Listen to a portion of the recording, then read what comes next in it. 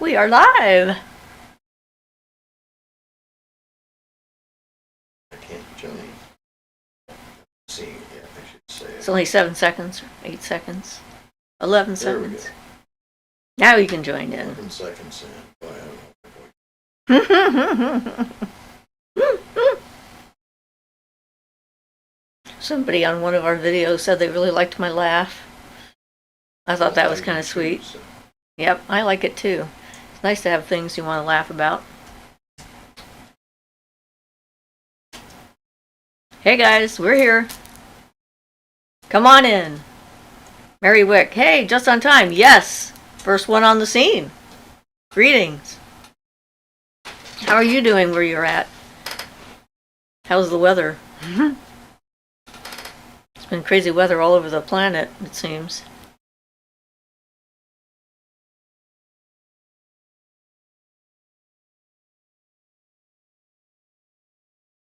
Greetings from Florida. Ah, you're in the warmer section. Yay! Dan says, hello everyone. Hi, Dan. Mary says, it's hot. I guess that's better than the people that are getting hit by tornadoes and snowstorms and whatnot. Dream In with Tess says, howdy from Texas. Hi. How are you doing? I don't think I've seen your name on our screen before. You may have been a lurker, and this is your first time saying hello, or maybe it's your first time, so hello anyway. It's been a fun time. Always. Life is interesting. I just found you a few weeks ago. Well, welcome to the family. The group, whatever, of people who are trying to be not just like-minded, but open-minded and be able to talk about whatever. Writers Against Meth, hi from New Zealand. Well, welcome. It's probably Monday where you are. Jono says, hi guys, hi. Mary Wick says, howdy, Texas. Ian says, please feel welcome to ask questions and chat about magic. Eve says, hello folks, hi Eve. Everybody's just jumping in there, I love it. I made myself an iolite ring just out of some small iolite beads that I had. So it's like, you know, slip on, slip off. It's supposed to help with intuition, psychic ability kind of stuff. Mary says, hi magical friends. Hi Mary. Writers Against Meth says, new here. Welcome.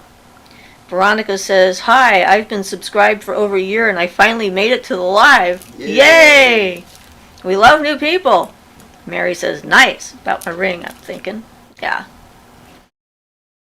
I don't know why I decided to wear it today, but I did. We haven't had any traumas here this past week, so that's been kind of nice. Eve says, Veronica, hi ha, sweet. Mary says, welcome, Veronica. And this is a forum to ask questions about whatever's on your mind and see what kind of responses you get. It's a safe space. We keep it that way on purpose to make sure that everybody has an opportunity. Just no, you know, horrible swearing or anything like that. Veronica says, wait, are you from Canada? I think I heard that in a video before. I'm from Alberta. Hi. I lived in northern British Columbia in the Kispiox Valley for about 5 years. I lived in Canada, in Saskatchewan, and in British Columbia for about 15 years. So not from Canada, but definitely have some roots up there. Both of my children were born in British Columbia. One in New Westminster and the other one in Williams Lake. Darlene says, hello everyone. Hi. How you doing? So, yeah. And Veronica from Alberta, are you the one I've been talking to? Or are you a different person?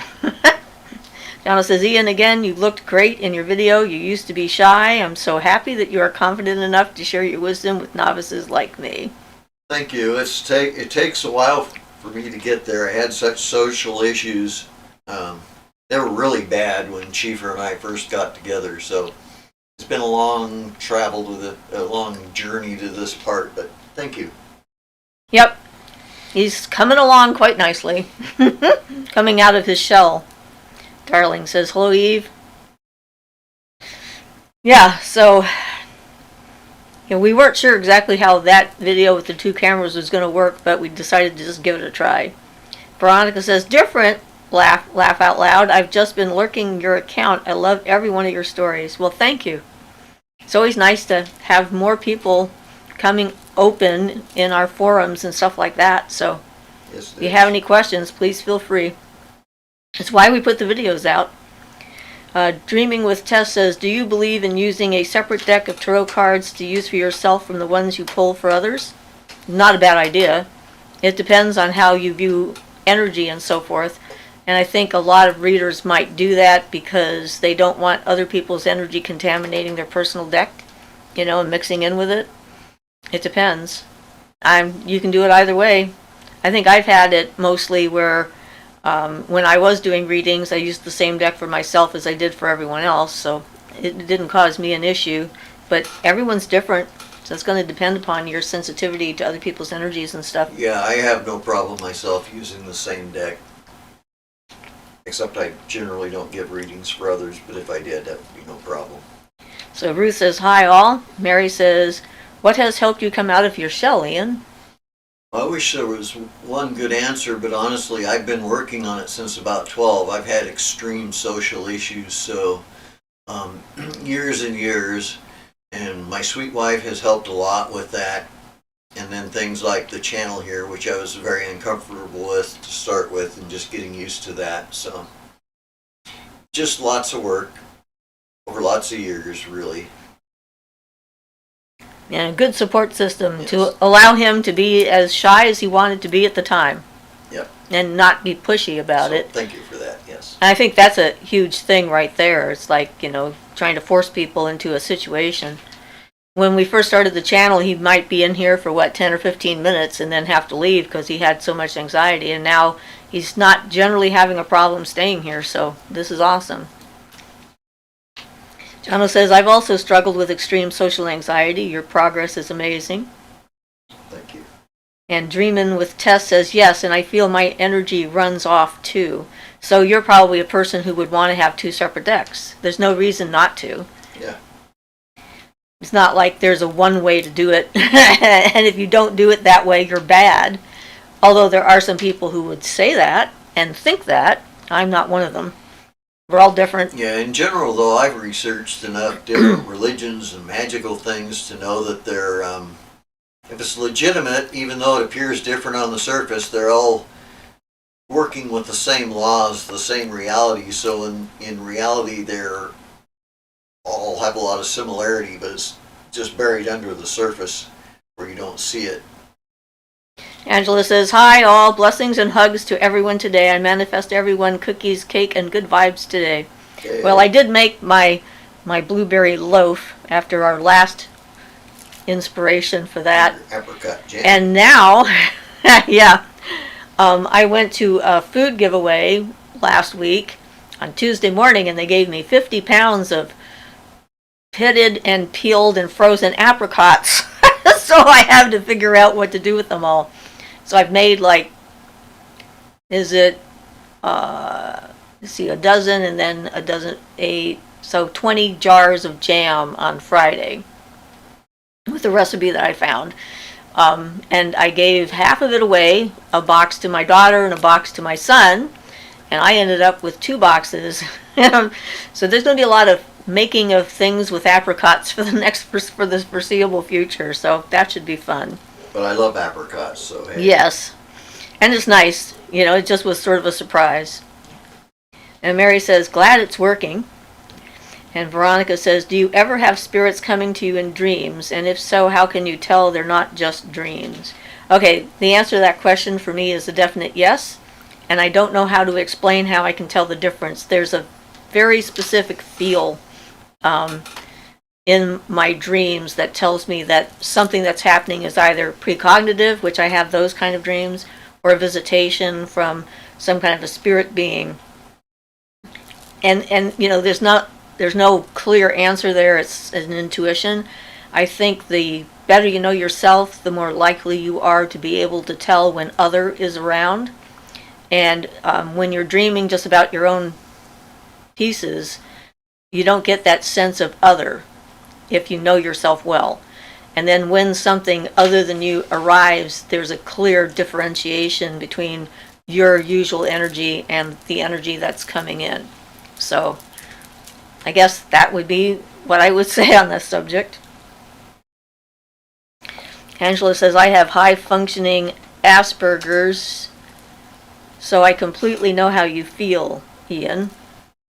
Sorry, stupid phone corrected your name. Yeah, we figured it. Fine, yeah. We understand phone autocorrect. I have had some really funny ones myself. I had to spell it out again, or like put it dots in the middle so it doesn't know it's a word. I don't know. Mary says, can you do a clearing or cleansing and protection of a land without actually going to that land? Can you do it from another space? Yes, you can. I personally find it much easier and I'm more confident if I'm there in person, but I have done it. We had a friend who moved into a haunted house in Bakersfield, and he had like 13 ghosts. And as a group, we got together and we crossed over almost every single ghost. So, and he could feel it. He knew when we were doing it. He was there in the room with a friend, and his friend could feel it, which apparently freaked her out. So who knows? But yeah, it can be done. There's a lot of things you can do distance-wise. You can do healings through the distance and other things as well. So there's no reason you can't. I just like to have all of my senses in play when I'm doing something like that, if it's possible, because I pick up things in person that I might not notice in the mental or astral planes. So dreaming with Tess says 50 pounds. Drying them would be great for snacks. Yeah, that's a possibility too, but I'd have to look into that. Eve says, I've been working quite often with the elements recently, stuffing the middle of an empty paper towel roll with particular herbs, and I put a few drops of a particular essential oil in as well. I call it a fire stick. Cool. All right. Charity says, hello there. Hi, Charity. Angela says, I had a fun day at the thrift store, got some wonderful things to fill the last spaces of my altar and some candles and tea lights. I'm in the process of sound cleansing it all as I sit here. Wonderful. I like doing sound cleansings too. NL says, hello. Hello, NL. Eve says, I feel like it really shoots the intention out there with a bang. Have you guys ever done something similar, and what did you think? Well, we've used the fire element before by burning things, for sure, to put things out there in the fire element. Either a piece of paper soaked with a fluid condenser or candle magic type of thing. Yeah. Do a lot of burning in certain rituals, like, burning in a cauldron and so forth. There's a lot of different ways to work with the fire element. Yeah. But we haven't done a stuffed paper towel roll. True. Sounds like a fun candle, though. Ian says, welcome to Charity. Jono says, I'm caretaking a new place. It feels alive, which I am so thankful for, because I have lived in stale places before, and it is oppressively depressing. I am so excited to connect with the guardian here. Awesome. Eve says, good for you. And I don't care to be in stale places either, just make a clear boundary. Mary says, yay for thrift store finds. I know. I think I finally got back into the thrift store streams because I've started finding things that I needed in the thrift store. Found a bread box, which I've been looking for, I don't know, a couple of years. And couldn't find one in a store, at least not one that was less than $50. So I found one of those like last week or the week before. And now, how do you do a sound cleansing? I just cleansed with cedar. Sound cleansing is basically the idea that the tones that come out of a bell or a singing bowl or whatever will chase out negative or lower vibrations through objects. Some people like to clear their crystals that way or their room that way. It uses the air element because sound is associated with air. I use cedar too. Some people have allergic reactions to things, and they can't use certain substances like cedar or sage or whatever. They're not allowed to burn things where they are located, and then they can use sound instead. You can also like charge up water and sprinkle things with water if you want to cleanse that way. So, you can use any of the elements for cleansing. Sure, you put a little salt in that, then you're cleansing with water and earth at the same time. Right. Charity says, I listen to the wisdom-filled teacher and listen intently so I can learn. Yay! Angela says, welcome, Charity. One of the statues I got on from the thrift store had the same pose of a statue I miss out on, but in a cute, almost precious moments, like aesthetic. It's so precious. Well, yeah, I've gotten a lot of statues from thrift stores. I find that angel statues are easy to repurpose as goddess statues for me. I have to find the right one, so it's not going to have some symbolism I'm not looking for as far as that goes. And then I often paint them different colors and so forth. I was looking at my earth angel that I painted that's on my earth altar in my bedroom just the other day, and just was thinking about I found this angel that had all these animals around her, a bird in hand and things around her feet and so forth, and I thought that would make a perfect image for an earth goddess kind of thing. So, and then I found straight goddess statues. I have a number of Aphrodites that I've discovered in thrift stores, and some I purchased new, but most of my statues have come from a used location.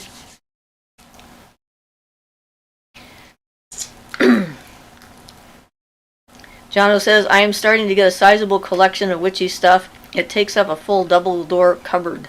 Siofra, Ian, how the hell do you have space for all your magical stuff? We are really spread out. Well, our temple is full. Our bedrooms are full.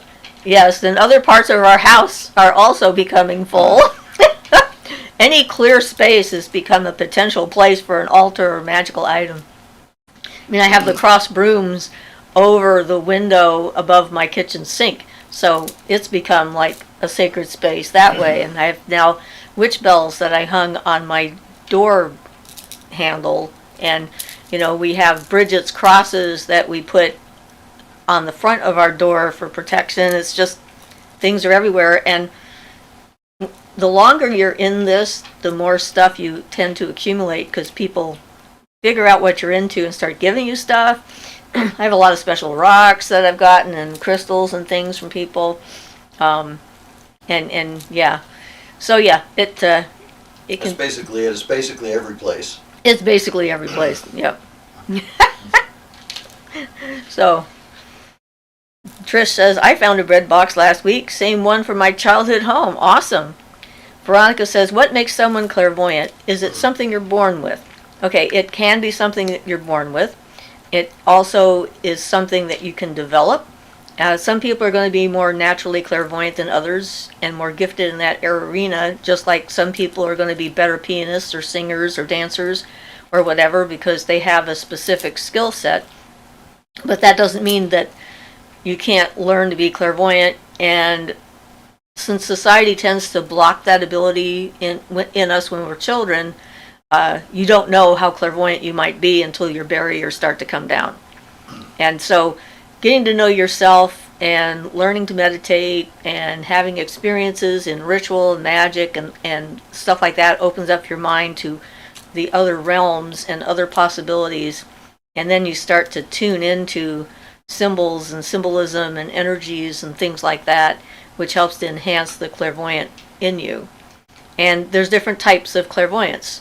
There's the ones that see things really clearly because that's what it means, but you can also sense things, not necessarily just with vision. Clairaudience for sounds. Well, right, but I was thinking just of clairvoyance by itself. Some people are going to see the image, some people are going to feel the image, or feel the impression or something. With me, it's becoming more visual as I get older, which is kind of interesting. But I was sort of always like this. So I've had to learn how to control it, dampen it down, allow it to come out when I need it, but I'm always open if there's an emergency. I was trying to explain that to my granddaughter last week. It's like the shield that I have, allows positive energy to come in, and it sends negative energy back, but I have it somehow set up that if someone is thinking something that's dangerous to my personal well-being, I'm going to hear it, and I'm going to know something's going on, so I have an alert system for that. It gets complicated, but... And then, it's easy to trick yourself, and so with any of the clear abilities, you have to make sure you're very well grounded. Otherwise, you can fly off into a fantasy world that only exists for you, which doesn't mean it's not valid, but then if it doesn't exist for anyone else but you, then it's not useful. Right. I guess would be one way of putting that. And Barton kind of gives one way to check that. If, say you're trying to do some scrying clairvoyantly and see somebody in a mirror type of thing, if you can imagine them doing just the opposite of what they're doing, or something that's opposite to their character just as easily, you're probably just fooling yourself, because it should come easier, so you can kind of, if things seem out of place. I don't know if that's helpful. Well, I think so. And also, if you have someone else who has a similar experience at the same time as you, it sort of helps to validate it. Like when I was doing a distance healing this past week, I really got into the energy of the Mother Goddess, and I was really feeling it, and both the rabbit and the cat sat on me at the same time, which they will do other times, but this seemed more significant somehow. They were drawn to me as soon as I started doing it. I was doing a distance Reiki session, and but I really felt the energy and allowed it to build, and it was intense enough that Ian came out of his room where he was meditating to see what was going on, because he could feel the energy. So that's kind of like a verification sort of a thing, because he did not know what I was doing or what. I did not know that you were doing anything other than a long distance Reiki healing. Right. And so that says that the energy I was putting out had definite reality to it. And it was pretty cool. I really enjoyed that. And hopefully I helped that person greatly. They survived their brain surgery, so I'm happy about that.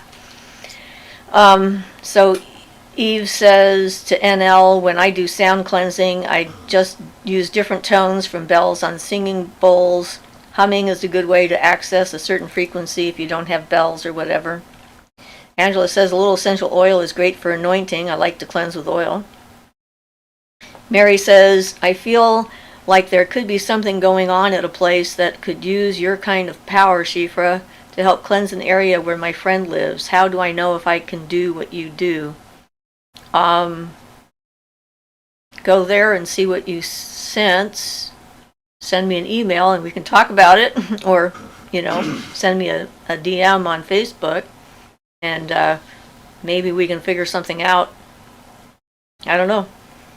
Angela says, I found 2 missing their wings and they fit perfectly. I love repainting them. Ah, the statues. Eve says, Veronica, it is something we all have within us and is something that needs to be developed. Angela says, 1 is a candle holder, which is nice. Eve says it's like learning another language, and it is. It's not just learning another language, but it's actually developing a language, your own personal language with the universe. So, yeah. Mary says, I have felt good about doing protection spells and cleansing, but this one seems a bit more. I don't know if I have been practicing long enough or have enough experience, but I have been asked to help. And it's okay to say no. I mean, if you go there, if you go there in person, and you feel like you're not ready for whatever it is that you sense, you don't have to do it. I mean, I have not done a few things because I decided it was at that point beyond my pay grade, as they say. And your safety is important, so make sure that you are always feel in control and that you're safe, and take steps to make sure that that's the case. Dreaming with Tess says, do you have a video of do's and don'ts for folks new to this? I do have a couple of beginning witchcraft videos, like, so you've decided to become a witch, now what? Or something like that. Yeah, I don't sure exactly if I have a do's or don'ts, though. Eve says, witch bells are one of the best energy vortexes, if you will. Great for snatching up any energy trying to come through, and the sound of the tones changes to chemical structure of said energy and spits it back out new. I like that. Sounds nice. Veronica says, okay, I've only been sure about seeing a spirit once before, and he was clear as day, but ever since I've always pushed that out mainly because of fear and media representation. Well, yeah, and that's one of the things. In order to develop those abilities, we have to face those fears and pass through them. Yeah, and frankly, there's a lot of it that our society puts into us. Not just media, but your upbringing and everything else, yeah. Or if you're a member of a religion that is afraid of things that, go bump in the night or what have you, and the movies, I'm sure they don't help. And it's a primal instinct as well. It's like when you see something that you don't expect, there's always a shock to the system when that happens. And that takes exposure. It's like over and over again to get to the point where then you can see it and not feel like you're going into shock, not getting like a kind of thing that sort of brings you up short. And that'll happen with things that aren't dangerous, like you're getting ready to go to sleep and suddenly there's a strange noise in your bedroom and your body goes, what's that? So you have to work with that reptilian brain when you're trying to develop clairvoyant abilities, because it can be trained to ignore it and know that it's not dangerous, but it takes time and practice to do that.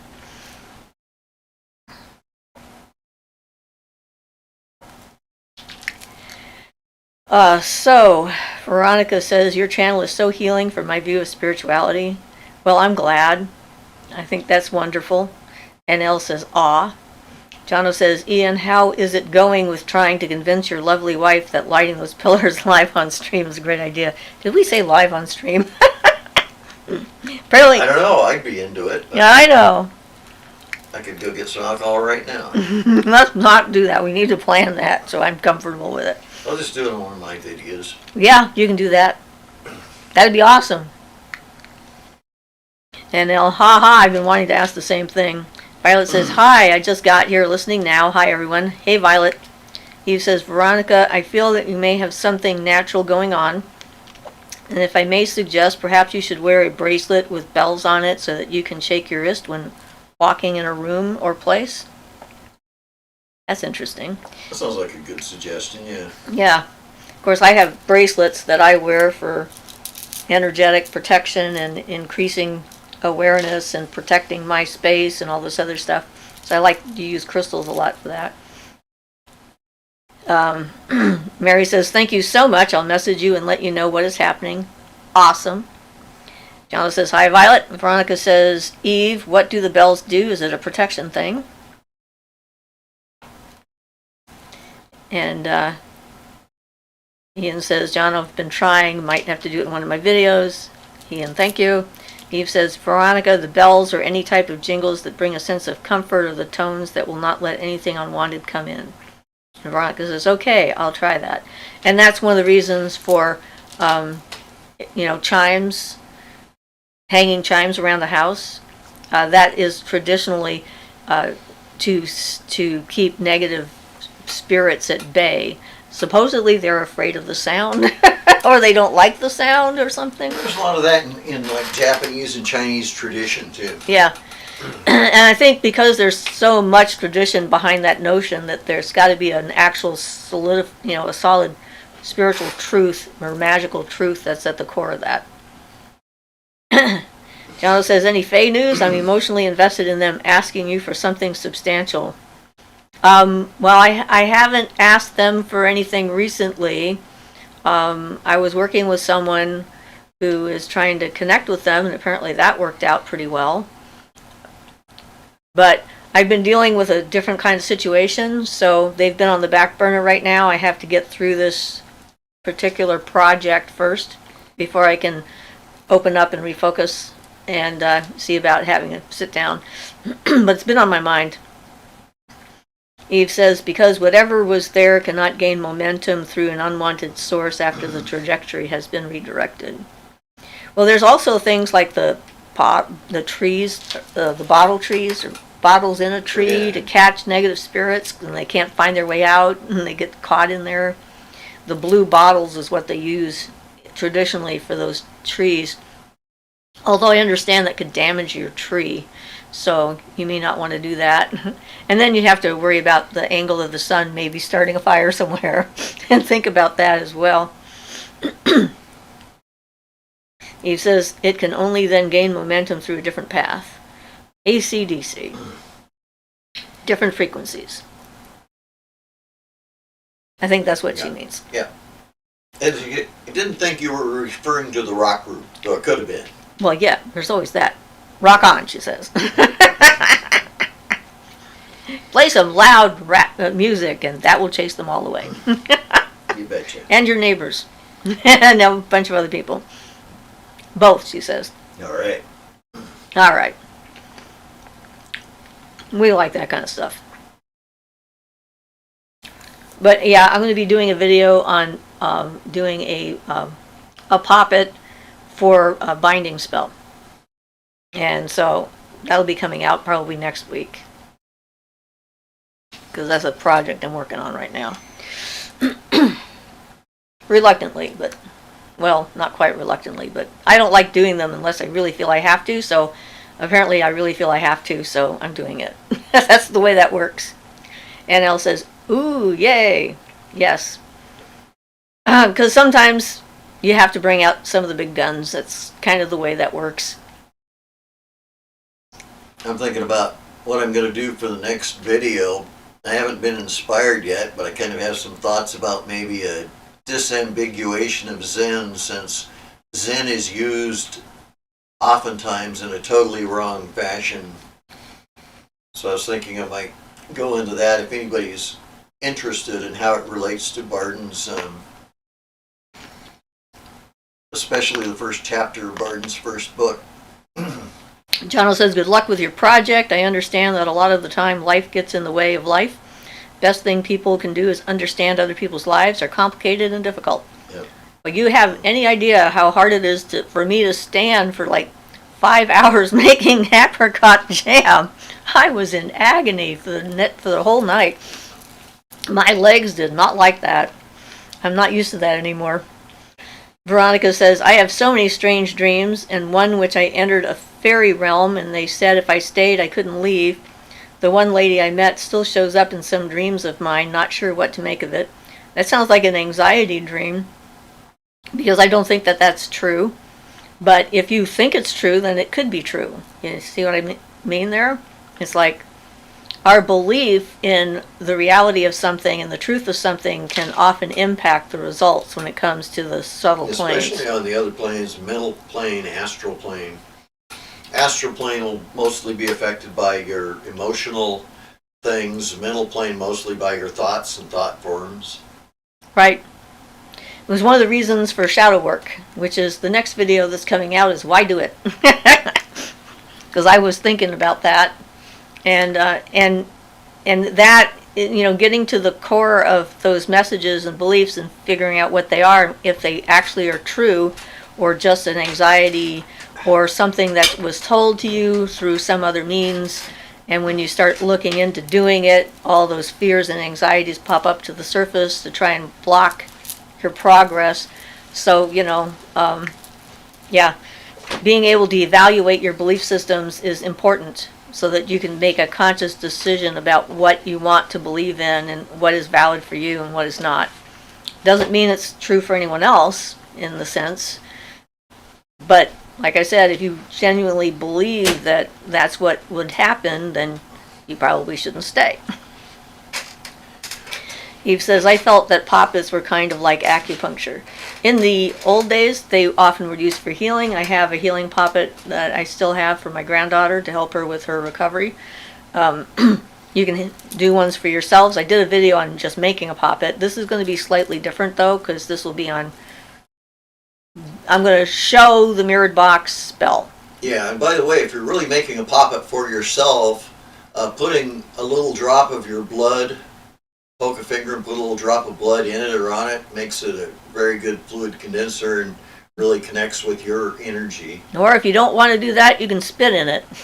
Well, that's true. Any bodily fluids will do. But I mean, I think anybody could do with a pinprick, but... Yeah. Well, some people would maybe pass out. I don't know. I'm just saying there's options besides blood. Do not take your knife, like you always see in these shows, Oh, God. and slice your palm open because you need a drop of blood. I know. They always do that. They big knife slice right through the palm in order to do their magic spell. And I'm like, what the hell are you doing? That has to heal. You're going to need stitches. It's terrible. So NL says, yay, I've really been interested in doing shadow work, but not sure where to start. Can we put hair? I hate pain. Yeah, you can use your hair. Yeah, you can. Earwax, belly button lint, a tooth if you have one left over. Absolutely. The best connection for you, though, is either going to be blood, and menstrual blood also counts for that, or semen. Secretions, sexual secretions. Yes, well, that's where the akasha is the strongest in the blood and in those. So that's where you get most of the akasha, so you get a more direct connection to you directly through your own akasha. He says, ooh, astral travel versus prophetic dreams. Do a show. Yeah. Eve laughs. Siofra, you're too much. Well, okay. I think she's just enough. I was going to say that. Just right. Veronica says, how did you and Ian get started on this path? Okay, so me, I was born this way, and I feel like I didn't have a choice. It's like I had to figure it out, because to survive. I remembered being a witch and being burned at the stake. I remembered some other past lives, so I kind of came in with like a bunch of stuff already in my head, and I seem to have natural access to a lot of that kind of stuff. If a situation arises that needs a certain amount of expertise that I don't think I have, a lot of times it'll be there and I'll have it. So I was sort of born into the path. It just took a while for me to extricate myself from my family and all the stuff that they put on me, and to clear a lot of that stuff out so I could just, be me without all the baggage. And you can answer yours. Well, yeah, it's, when I was younger, I have enough, looking back on it now, I had enough stuff come through to convince me pretty much that I was, previous life, used to do some serious meditations at the very least. And then I was kept from even looking at a book with anything magical in it until I was 18, more or less. And then I just went crazy and read everything I could, and that got me started on my whole journey.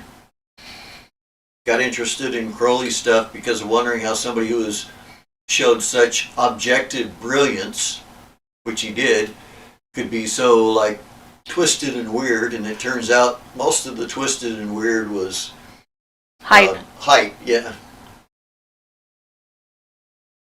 But knowing that he could play 4 games of chess blindfolded and win them all, in his head, mind you. And I decided I hate chess. And I'm with him. I tried to like it for years until finally I gave up. And I have played it but never have liked it. Not that that's relevant. That's kind of how I'm my sure journey got other people started. love chess and I think it's great, but my brain doesn't work that way, and apparently neither does his. So I first started trying to check out some books on witchcraft at about 13, and boy, I got smacked down for that. So Eve says, I agree with the nitty-gritty stuff. Jono says, NL, you are in the right place. Shadow work is important, and Siofra and Ian have been great for me. I've been here for about 2 years, and I am a different person today for the better. Well, wonderful. Thank you. We're glad that our influence or whatever was helpful for you. And of course your own work, because nobody's going to be a better person if they don't try to be. Angela says, I saw a movie where someone carved a bunch of symbols into themselves. I sat here going, good thing this is a movie, because you'd bleed out, but good from that. Yep. Oh, yeah.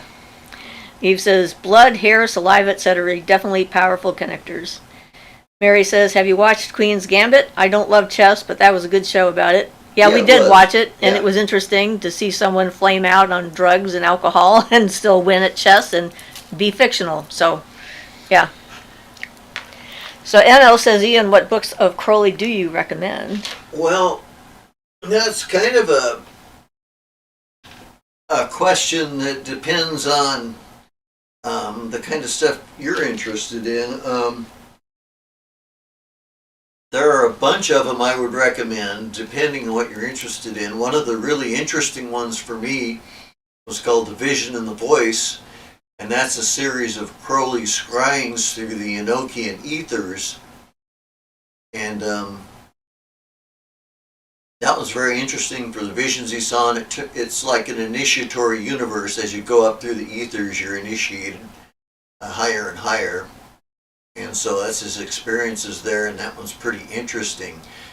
And then, I've just found Magic in Theory and Practice contains the basics, but it's really hard to understand and read for a beginner. So it kind of depends on how much of a beginner-ish you are, too. Book 4 is good as far as the implements and things.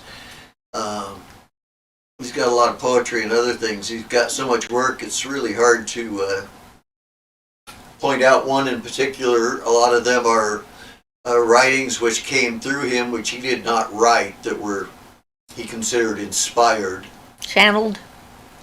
Yeah, and then there are some that he considered directly from the spirit or the gods or the masters or whatever, which he says are to be reprinted exact and not change a letter from the way he received them, misspellings and all or whatever. So it's, yeah. All depends on what you're after. This practice is really hard to figure out for a beginner, because I started on it when I was a beginner. It just takes perseverance and realizing that he was so, what's the word? He had so much stuff, his knowledge and memory of this stuff at his fingertips, it makes it really hard to follow. So he didn't have the ability to say complex things in a simple way that other people could grasp easily. He assumed his audience was either going to understand what he said or were idiots. Well, no, he knew a lot of the audience wasn't going to understand it, but he didn't seem to be able to come down to that simple place, except for a couple of exceptions. Book 4 is pretty much one, and another book where he came right down to basics is his little book on yoga for yellow bellies, I think it was called, or something like that. And that's actually pretty good. It's just a short book, but it's a very good, say, a scientific-ish view of yoga and how to work with it. So Eve says, in case anyone in the chat is wondering, the reason why hair, saliva, blood, etc. is so powerful is because it contains the vital life force. Right. Absolutely. NL says that, John, oh, thank you, and yes, for me too. Love this channel and community. I've been here for about 3 years. Yay! Mary says, any magical advice to calm a rescued animal that has some trauma and has some aggression? I have a new rescued rooster that attacks me. He's getting better. Well, yeah, getting in touch with what the animal needs. Like when we first got Bugsy, the cat that we're fostering, he was scared. He didn't know the environment. It wasn't that he was abused, but he was very confused and frightened and wasn't sure what was going on. So we just sort of let him find his way. When we adopted Jasmine, she'd been abused by a woman with a brush, I'm pretty sure. Seems clear from yeah. her actions. And so if you can figure out exactly what the abuse was and how it happened, you can avoid triggering that particular thing. I never groomed Jasmine, ever, because of that. Because the first time she saw me with a brush in my hand, she freaked out. And, it's like with a person. You have to give them a safe space in which to explore and to gain experiences that aren't traumatic, to help overshadow or outweigh the trauma, Yeah, I think it. and start to trust that the environment is safe and be less anxious. Jasmine had a tail that used to whip around constantly, and she didn't get at ease with it till probably 8 years, 10 years maybe, and her tail finally stopped whipping around all the time with We thought it was anxiety. just the way she was, but it did finally stop moving. It was amazing. Yeah, she rests completely sitting on us. Yeah, so, every animal is going to be a little bit different, but, being conscious in your interactions and so forth, and not blaming the rooster, I'm sure you're not. So Eve says, when you inform it what you are using it for, it will grow in that direction.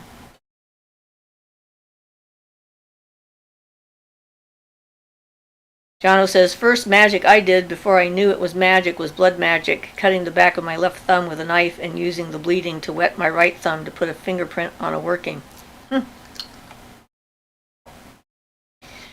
Mary says, if you have never been attacked by a rooster, you have no idea how hilarious, but also seriously frightening it can be. I had to get over a lot of fear to go back and try to bond with him. Yep. But getting over that fear was good for me. Proud of myself. This rescue brew is teaching me lessons never know. It's true, and they can be pretty remarkable. Jono says, I wish I found this path sooner. I was 9 years old when I did that blood magic thing. Well, clearly you were born to the path. Eve says, Jono, that's a great example of an instinct which you can understand but not explain. And Jono says, yes, Eve, exactly. That's like, knowledge from before kind of thing. It's just like, it feels right. Annal says, thank you, Ian. That's so interesting. I'm definitely a beginner, so I'll take a look at those. I started reading Initiation into Hermetics by Barden, and it's really interesting so far. Yep, my favorite series of 3 books are Barden's. Out of all of our magic stuff we've ever found, that's my favorites. No doubt about it. Talk about it often enough on this channel, so Yep. everybody knows that, I guess. Eve says to Jono, be careful with that. Luna says, hey, Siofra and Ian, late to the show. How are you guys? Hey, Luna, I saw that you're over COVID and you're back out in the world. That's wonderful. I'm glad to hear that you're feeling better. And we're doing pretty well. Jono says, not doing it willy-nilly. That's okay, you guys. You're being careful. Lewel says, hello. And Eve says, hi, Luna. Angela says, not a magic question per se, but what is everyone's favorite tea or beverage? I love stirring positivity into my drinks. Well, if I had to say I had a favorite beverage, actually, it'd probably be chai tea. Or, I mean, not the chai tea, the Thai tea. The Thai tea. Not chai tea, but Thai tea. Oh. Thai. I love that. Thai tea. That's one of my favorites, too, and I hardly ever get it. But I like coffee. And peppermint. I can't do chamomile. It makes me feel sick to my stomach. Everyone's different. So, Eve says, hi, Lou. Veronica says, can spiritual gifts be hereditary? Yes, they can be. They do sometimes run in families. They're not necessarily only hereditary, but it certainly seems to run in the female line in my family. My mother had paranormal experiences. Both of my other sisters have had them. My daughter has had them. I obviously have had them. My granddaughter has had them. So, there is a certain hereditary predisposition towards having experiences, whether it's neurodivergency or something else, or genetics, or, environment, by being raised by someone who's open to it. I don't know. When I was a kid, my father believed in telepathy and proved to my mother that telepathy was real. And of course, I was young enough not to understand that people thought that was weird, because I could hear my father's thoughts and would tell her when he was coming home and things like that, and had lots and lots of premonitions when I was a teenager. And certainly my daughter's had some pretty serious premonitions. She had one as my granddaughter was being put into a car, that she was going to be in a car accident, and tried to get her out of the car, and they wouldn't let her, and she ended up running down the street after the car because it got into a car accident like 3 or 4 blocks away. So Yeah. But some people, they're like the odd person out in their family, and that doesn't mean that they don't have the ability. So who knows? Luna says, hi, Eve. Elnell says, I love chai. Oh my god, same Ian. Also, matcha, haha. Oh, Thai is great too, yes. Yeah, I go for chai as my second favorite. Linda says, thanks, Siofra. Yep, feeling much better now. Yay. Luo says, calendula with raspberry jam. And that is marigold calendula. Angela says, oh, wow, Lulu. Eve says, I really enjoy rose, basil, and mint tea with a bit of honey. Angela says, my favorite tea right now is elderberry and lemon balm tea with honey. Good for your immune system. Lulu says, they oddly can skip a generation too, spiritual gifts. Yeah, quite possibly. And of course, I told my mother that there was fairy blood in our family tree, and she didn't believe me. And then she went to Ireland and saw where her mother was raised by her mother's grandmother, so I guess her great-great-grandmother? Anyway, at the base of Knocknashee, which is the Hill of Fairy. And then I also told her that, fairy blood is like homeopathy. The less of it you have, the stronger it becomes. So each generation will get weirder and weirder. She was very askance at that. It was like, so she still has a little bit of trouble accepting all of that, even though she's had a few experiences of her own, like remembering a past life in the middle of a concert and, finding herself out of her body, seeing herself walk down the street, and seeing the ghost when she was a kid shoveling snow in the summertime. It's just, it's funny. A lot of times people will kind of block that stuff out because they don't want to deal with it. Luna says, I couldn't do chamomile after a bad experience with a very lucid dream years ago. Jono kept asking me to give it a go again. I don't give in to pressure, but it felt right to try it again. Jono says, how did your mother reconcile her experiences with her religion? Don't answer if you don't want to. Well, she wasn't super religious in particular, but her experiences, I don't know exactly how, but my Uncle Dennis, her brother, also did past life regressions and saw me in a past life. And I had separately done a past life regression and seen him in the same past life. And so embracing the idea of other lives, and she wanted to accept me for who I was, which was a very big challenge for her, but she tried really hard because, I was different and I'm still different. So it made her have to stretch her brain for sure. And I think that those experiences helped with that. She's a Unitarian Universalist now. So as far as Christian churches go, one of the more inclusive, open-minded types of Christian churches that also have a pagan community in a lot of them. The CUPS is a Universal Unitarian pagan section. So I don't know. She also tried to understand me by taking a Dianic Wiccan class, which was ill-informed. She never asked. And it was very confusing for her, and I tried to tell her that's not what I'm doing. And she says, well, that makes more sense. So I try not to push it. And at this point, she is creating new memories that never happened. When I talked to my sister, she's 93 this year. And so that's interesting to see that her brain is grabbing things and making new memories, so who knows what'll come out.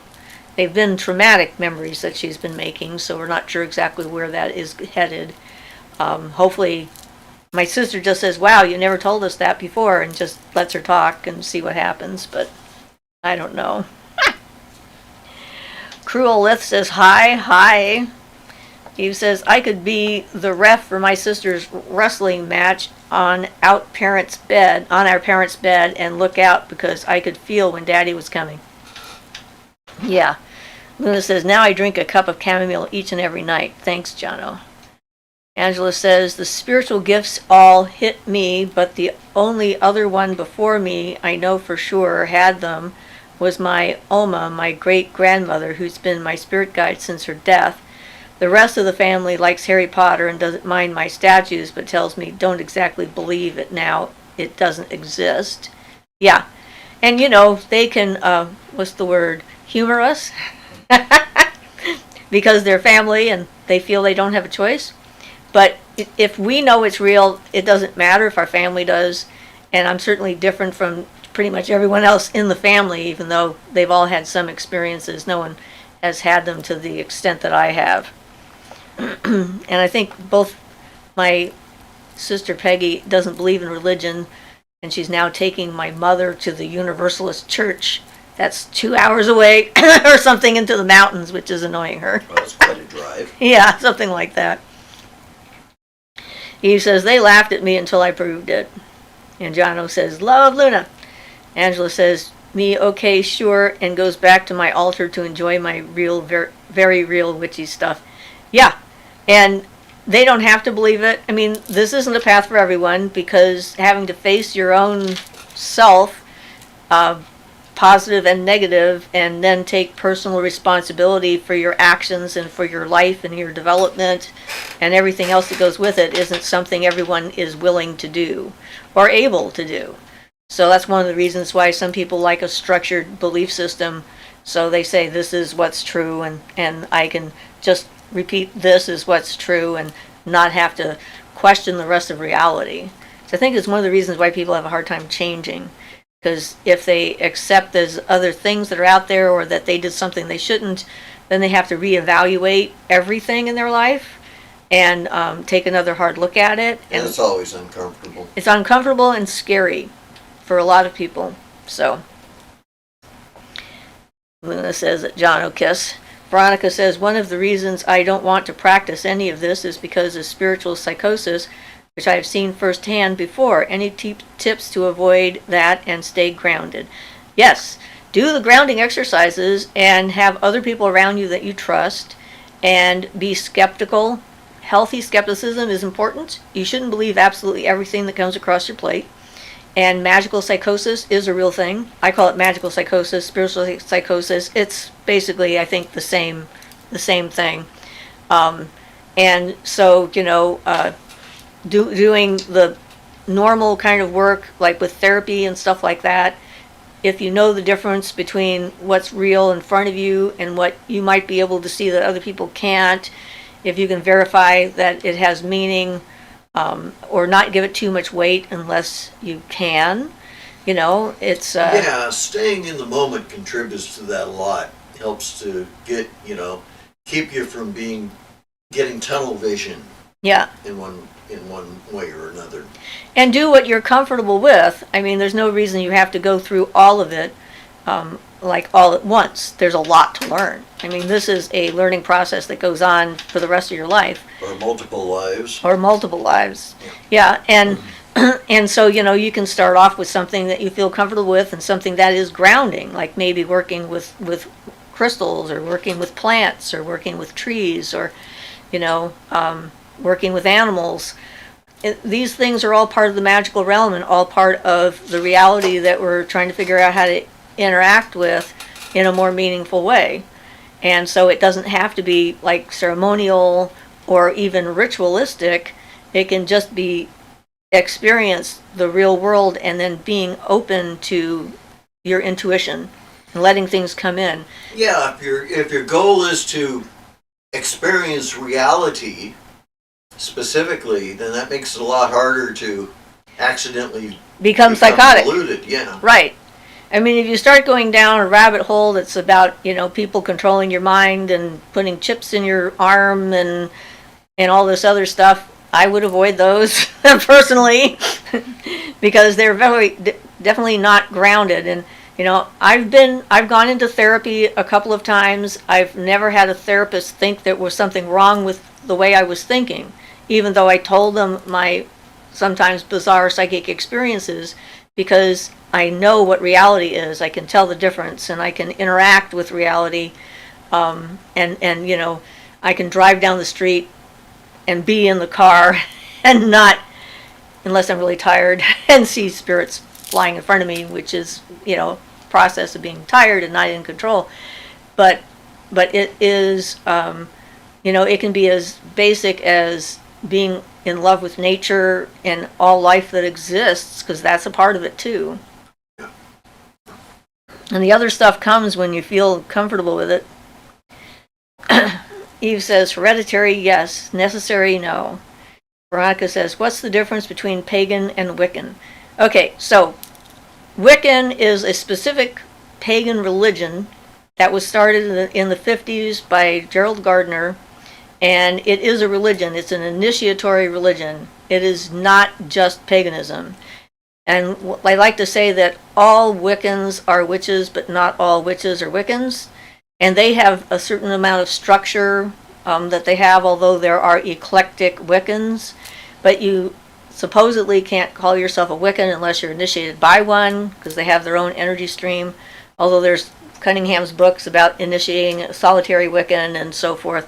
So it's become sort of in the public venue a catch-all term for witches.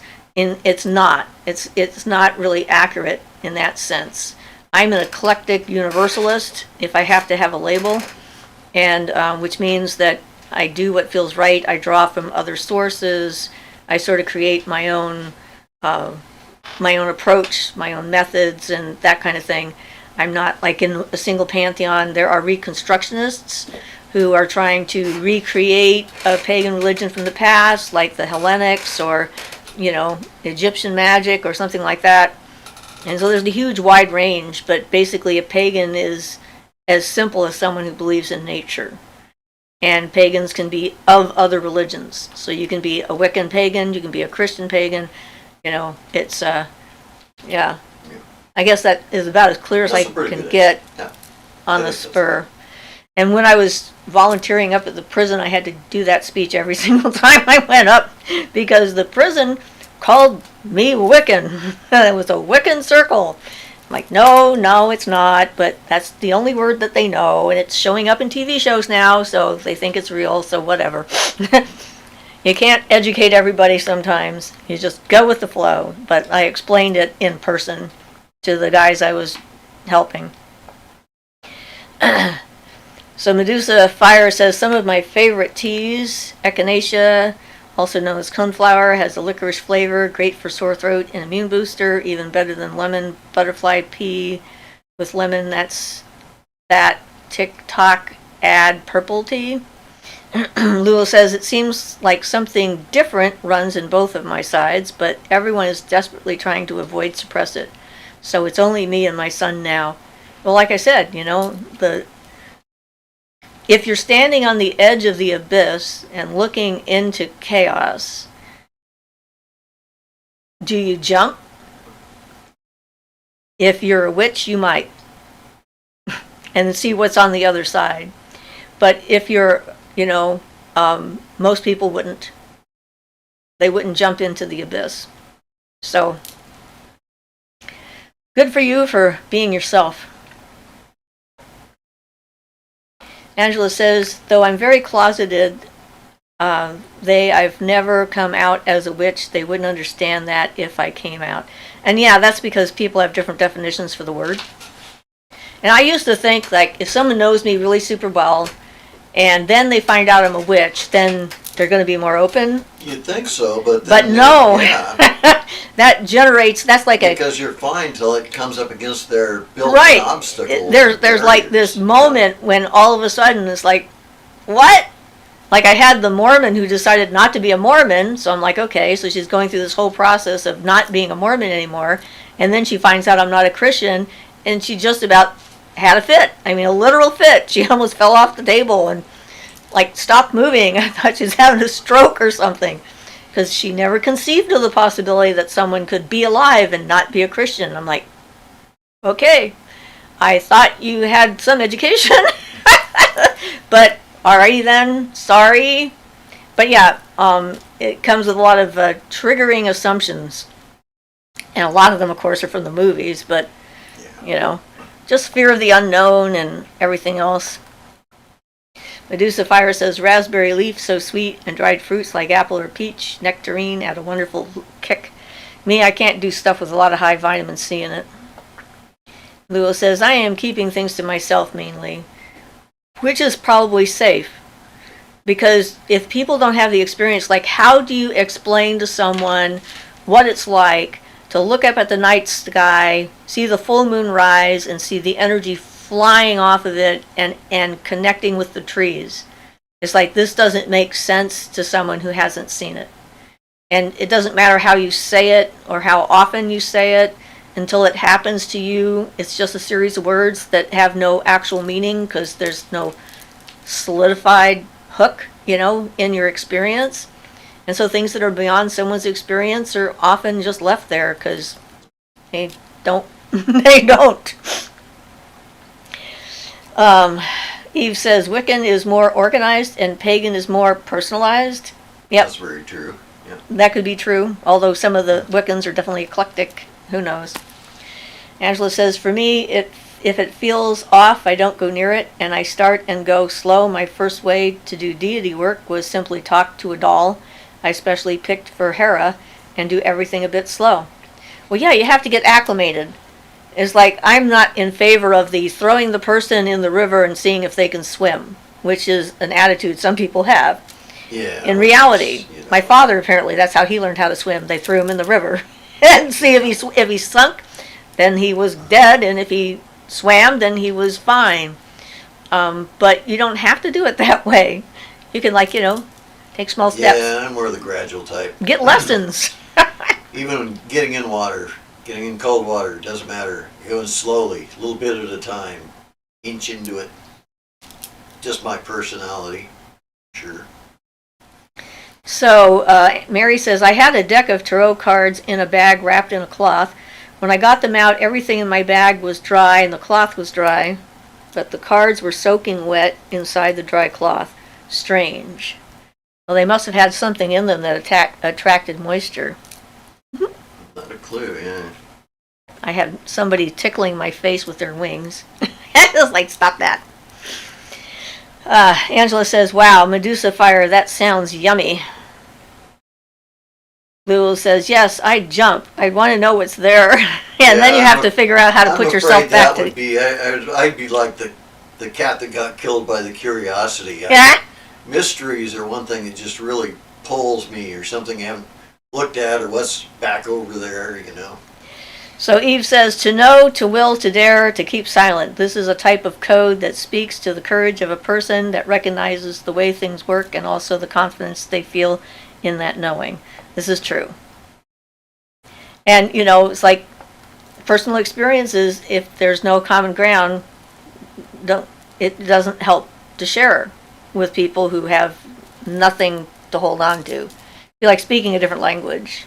That's true. It just sounds like gibberish. You get the totally wrong idea from everything you say. Yeah. You have to be careful of that, yeah. And I've noticed that, like in certain books I've read here and there, it's like the first time I read them, like, boy, you people are so annoying. You're just talking in platitudes and assumptions and stuff like that. And then I have a series of experiences that directly relate to that language. And then I go like, oh, that's what you're talking about. Okay.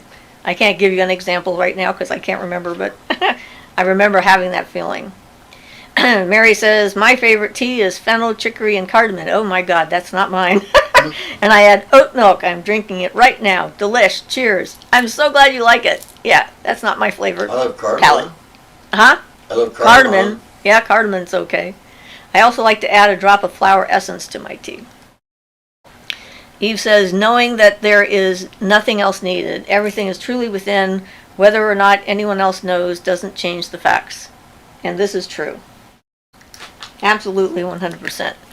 Because if we feel we need to explain, justify, and confirm our reality with other people in order to actually exist in it, then which a lot of people do. Which is probably means that we're not actually in the reality we think we are.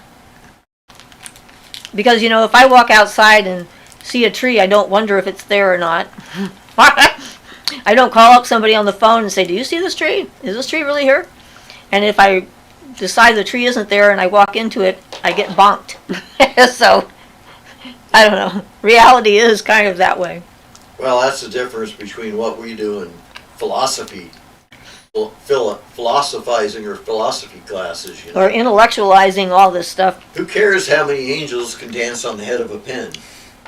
I know. Is this really a question that needs to be asked, let alone answered, or debated for 100 years? So, Lewell says, yes, my husband does not have any of different experiences, but he accepts me. My son actually had experiences which confused him, and thankfully I was there to tell him he wasn't crazy. Yeah, and that is a good thing. My granddaughter is using that from me a lot when she's having things happen to her, and yeah, so she has someone who can help her figure out how to use her energy, and because she's like a severe empath who's been blocking it for quite a while because of her life and stuff, and is slowly opening up to it. Eve says, and in fact, it's better that these things are not spoken of. They don't need to be. Veronica says, can you share a story about meeting a being not from Earth? Well, planetary beings, I've met a few. They're in our solar system. That's as far out as I've gone. As far as meeting intelligences, I've met things that aren't human on Earth a lot, but they are still on Earth, even though they're not human. Earth connected. Right. They're like non-human spirits, of which there are many. I mean, there's a lot more non-human spirits than there are human spirits, I think. But I met a Jupiterian and a Plutonian, and interacted with them quite a bit for a number of years. And I'm not sure how to describe it. One looked like a ball of green light, sort of like a sphere, about yay big or so. And I could just understand it when it spoke. Didn't have a mouth. And the other one looked kind of like a skeleton with thin skin on its face, and was extremely tall and imposing looking. And I don't know how to explain those encounters. No, they kind of communicate through a metaphorical language, as Barton puts it. Yeah, telepathy. Yeah. That's how it works.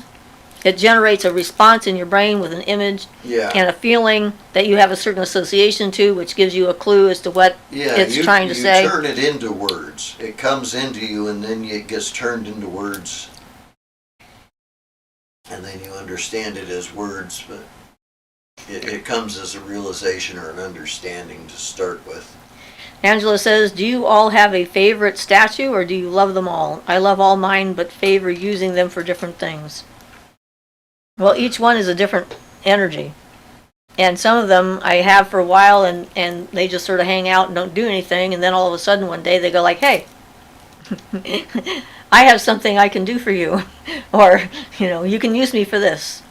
So. Well, sometimes they can be just, you can have one for just protection, for example, that's charged up for that, and then you don't really do too much with it, but just maintain its charge every now and then. And then I've got what I call the Holy Trinity that I like working with, which is Kali, Ganesha, and Shiva. I've got a Shiva lingam and a Kali and Ganesha statue. I have Garuda, Lakshmi. That's true. I've got Garuda too. I've got Garuda, Lakshmi, and the guy that rides Garuda's back, Vishnu. Vishnu, yeah. I think that's Vishnu. They're collected together. Of course, Vishnu is riding Garuda's back, and then I put Lakshmi on the top. Yeah, I've been wanting to. Since she's a consort for him. Been wanting to do more of some of the Lakshmi energy, but I just haven't. All the other stuff going on. I have a moon goddess, Artemis, that I painted. I have Aurora, my personal goddess, which was an angel I found that I painted. I have Aphrodite, who was like my first goddess when I was a kid. I've got a Bast, or Bastet. I finally found one I liked, so I have that. I have Ganesha. I have some Egyptian deities. I've got Anubis, who I met in a dream that was clearly himself in the dream. I have some Isis stuff because I have a connection with her. It's like, yeah, I have a whole family, different pantheons running around. So Medusa Fire says, definitely yummy. Angela, I like the fruity flavors the most. Peach is by far the best in my opinion. Mango is a hard second. Not really a lemon only girl. Lemon is only good. Lemon is good, but not on its own. Angela says, did you meet any other planet faces like those 3 judges' faces you talked about? Well, the Jupiterian and the Plutonian would be the other ones that I met. And yes, you're correct. I did see the 3 heads of Saturn. That was kind of weird, but that was at a trial. So it made perfect sense. Sundrop says, hi, I'm late. Well, hi, Sundrop. Darian says, any important tips or thoughts on astral projection? Try to do more mental projection than astral projection, because it's safer. And easier. And easier. Yep. And trying not to be afraid. I did a lot of that kind of stuff when I was younger. I'd find myself flying through the solar system, getting rides on comets. And I had an instant connection to the sun one day when I found myself floating above the solar surface while I was walking down the street and saw all these features on the sun, which was sort of surprising to me because back then they didn't know about the features on the sun like that.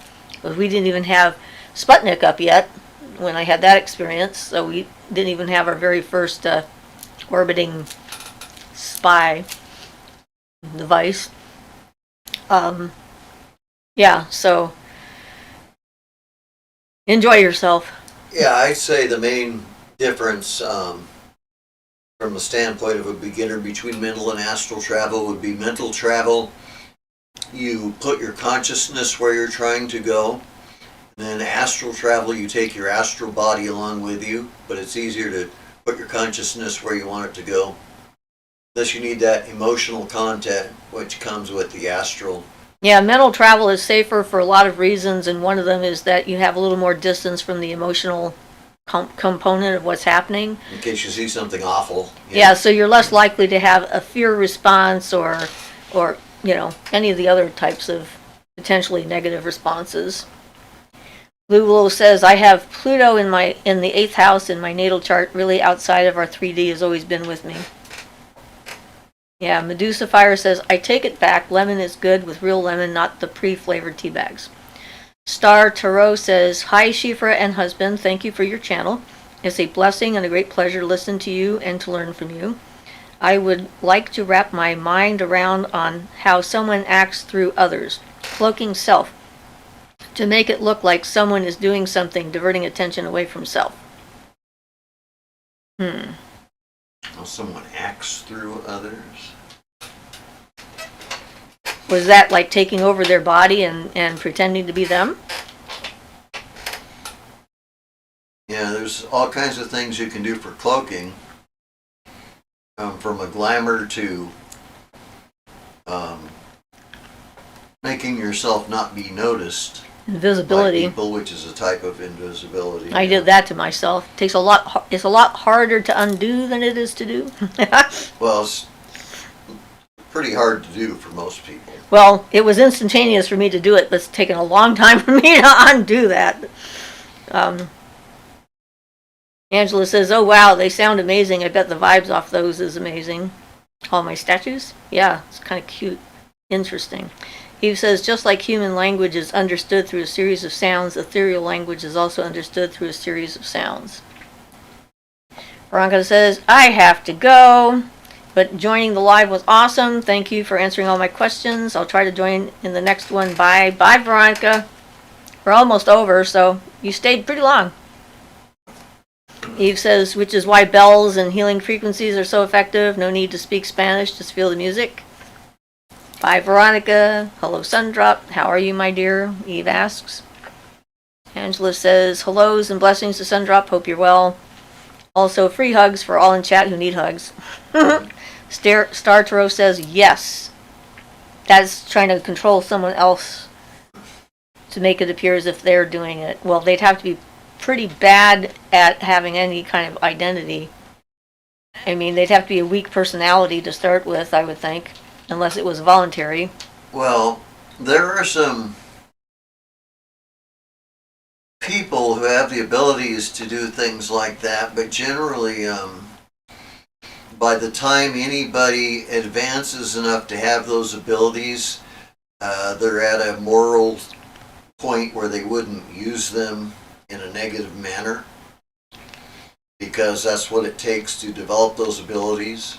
Well, it's the yeah. type of mindset that it takes not to use them in a negative manner. And personally, I'm against anything that goes against the free will of the individual. So taking someone over and making them do something they wouldn't normally do would be something I would never do, even if I had the ability to do it. This is what you're saying.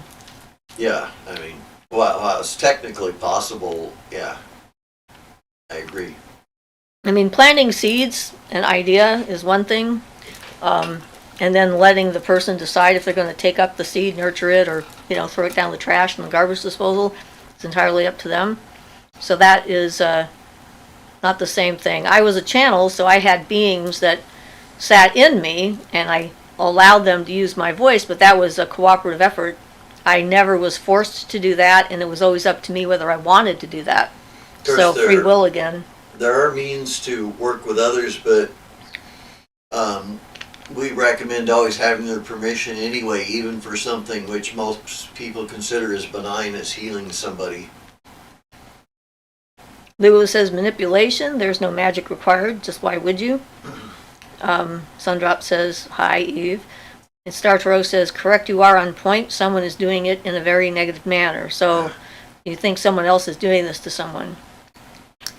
Well, that sounds like what they need then is to do some protections magic on themselves, and have better boundaries, because if you have a strong-willed individual who has healthy boundaries, it couldn't be done. No matter how powerful the other being was, I don't think. Because your ability to control your own body and mind, it sort of supersedes any other influence. On some level, you have to be willing to let go of control and to allow it to happen. Whether you know you're doing it or not is a different question. But if you are very self-defined, then that's not going to be able to happen. Yeah, and it's hard to say how people get into doing that kind of thing. There's a lot of what have been termed witch wars and things and battles and throwing magical spells at each other and stuff, and it's just destroyed entire communities. Yes, destroyed entire communities. There are evil people out there, there's no doubt about it, and the people who would be willing to do something like that don't have any personal ethics and have no qualms about doing it to someone else. But they're going to look for easy targets, so they're going to look for somebody who's got a weak enough will that they can impose their will on it. So Eve says, have you seen the sunset sun drop? I don't know where you are in the world, but where I am, it is quite lovely.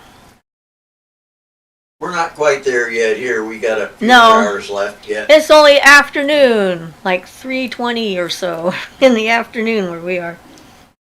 So sunset's not for a while. Well, it got sunny today for a while, and then it also we had some hail and wind and stuff last night, and it was quite spectacular. Briefly. Then it got nice again. Eve says, I'm in Jersey. All right, you're on the East Coast.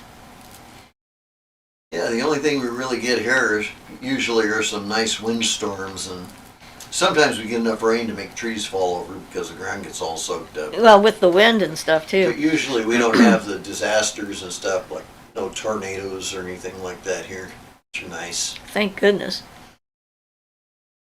Angela says, I have a few hours until sunsets. Sunsets aren't always spectacular where I am, but they've been gorgeous the past few days. Ruth says it's 6:30 here. So, she's in Florida. She's also East Coast, but the other end kind of thing. Yeah. It's kind of cool that we're on a planet. We can talk to each other, even though we're in different places on the planet. I just think it's awesome. I remember when cell phones didn't exist, That wasn't all that long ago for me. Star Tarot says, thank you, I will email you. Okay. Siofra's Magic Alcove at gmail.com. Ruth says, no, Michigan. Oh, that was the other person that was in Florida, sorry. But still, Michigan. Medusa Fire said it was windy here in Ohio yesterday and last Saturday. And we've been getting huge tornado outbreaks, and also the sun is at its peak right now as far as solar storms go. About right now entering into its most active period, so we're getting bigger solar flares, and more people are going to be able to see the northern lights, which is kind of cool. Mary says, correct. Oh, she's the one that's in Florida. I don't know. I get confused. He said, last night we had some really heavy wind and the clouds were moving at just the perfect speed. Mary says, it was crazy windy here in Appalachia. Okay. Yeah, says, laugh out loud. We usually, our average-ish is around 30 to 40 mile an hour here. Occasionally we've gotten up to like 80 or 90, but mostly it usually is about 40 is about as bad as it gets most of the time. Carly says, I'm in Oregon. Yesterday was very sporadic weather. We are also in Oregon. Eve says, did you guys hear about the Earth's core? You mean about the fact that there's a part of another planet that's in the core, the one that hit us and made the moon? That I've heard. I don't know what you've heard. But yeah, the stuff that they can discover with science is awesome. It stopped spinning and might start spinning the other way. Nope, haven't really heard about that yet. It does that, though, periodically. From what I understand, it changes our EM fields somewhat. So I guess we'll see. But we're on the southern Oregon coast, so last week we had a thunderstorm that rolled in with a single thunderclap at 5 a.m. And there has been controversy online on our local,